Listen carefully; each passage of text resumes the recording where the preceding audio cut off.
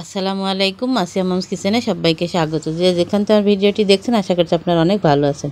আজকে আমরা বানাবো মজাদার ফুলকপি পাকোড়া, যা ঠান্ডার দিনে গরম চায়ের সঙ্গে খাওয়ার জন্য একদম পারফেক্ট। খুব সহজ রেসিপি আর খেতে দারুণ লাগবে, অসাধারণ একটা রেসিপি। এখানে ফুলকপিগুলো ভাপে দিয়ে দিলাম একটু লবণ দিয়ে, 2-3 মিনিট ভাপিয়ে নেব। এখানে আমি 1 কাপ ময়দা, আধা কাপ চাউলের গুঁড়া, 1 চা চামচ উঁচা করে দিয়ে দিলাম কর্নফ্লাওয়ার, স্বাদ মতন লবণ, শুকনো উপকরণ দিয়ে আমি এগুলো ভালো করে একটা বেটার বানিয়ে নেব। হলুদ গুঁড়া, ধনিয়া গুঁড়া, মরিচের গুঁড়া, লাল মরিচের গুঁড়া, কালো গোলমরিচের গুঁড়া দিয়ে ভালো করে মিশ্রণটি মিশিয়ে নেব।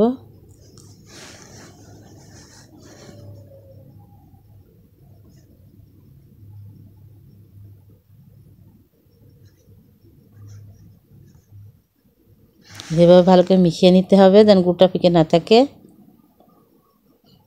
এখন আমরা একটা ব্যাটার তৈরি করব। অল্প অল্প করে পানি দেব।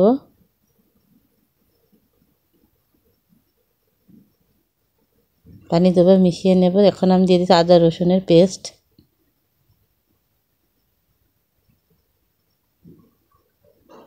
মিশ্রণটি যেন বেশি পাতলাও না হয়, বেশি ঘন না হয়। এইভাবে করে রেখে দেবো আমি একপাশে। এখন আমি ফুলকপিগুলা ভাপানো হয়েছে নামিয়ে নেব। ভাপিয়ে নিলে কি হয়, এটা এর একটা যে কাঁচা গন্ধ সেটা থাকবে না। কড়াই বসিয়ে নিচ্ছি, লোহার কড়াই, তেল দিয়ে দিচ্ছি সয়াবিন তেল। যে ভাপানো ফুলকপিগুলা দিয়ে দিচ্ছি, ঠান্ডা করে দিয়ে নিচ্ছি। আলতোভাবে হালকা হাতে এটা নেড়ে নেব, কেন এটা ভাপানো আছে, বেশি জোরে নাড়লে ভেঙে যাবে।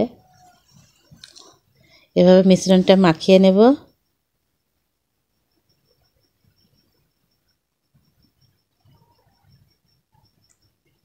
এখন যে আমার ভিডিওটি দেখছেন প্লিজ একটা লাইক দিবেন, লাইক দিয়ে শেয়ার করবেন।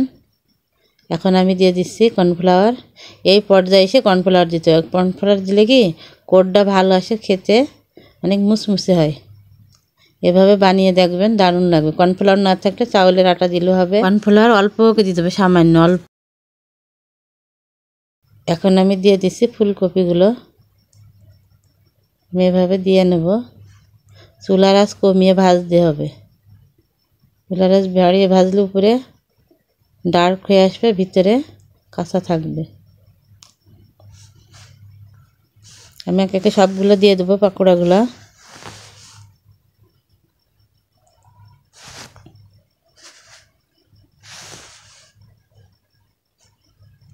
এগুলো ডুবো তেলে ভাজ দেবে, মাঝারি আছে। এগুলো সোনালি রং না আসা পর্যন্ত পাকোড়াগুলো যেন ভিতরে ভেজে নিতে হবে। পাকোড়াগুলো ভিতরে ভালোভাবে সিদ্ধ হয়।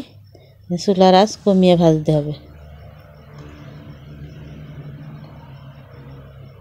আমি এভাবে সবগুলো ভেজে নেব। এখানে একটু পর পর উল্টে পাল্টে নেড়ে ছেড়ে ভেজে নিতে হবে। চুলার আঁচ না কমিয়ে ভাজলে উপরে কিন্তু পুড়ে যাবে।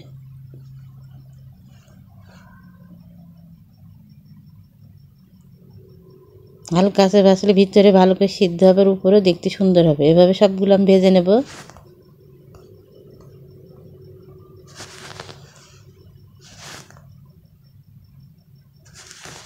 তৈরি আমাদের মচমচে ফুলকপির পাকোড়া। এগুলা আপনার পছন্দের চাটনি বা টমেটো সসের সঙ্গে পরিবেশন করুন, আর গরম চায়ের একে উপভোগ করতে ভুলবেন না। এই রেসিপি কেমন লাগলো তা আমাদের জানাতে ভুলবেন না। ভিডিওটি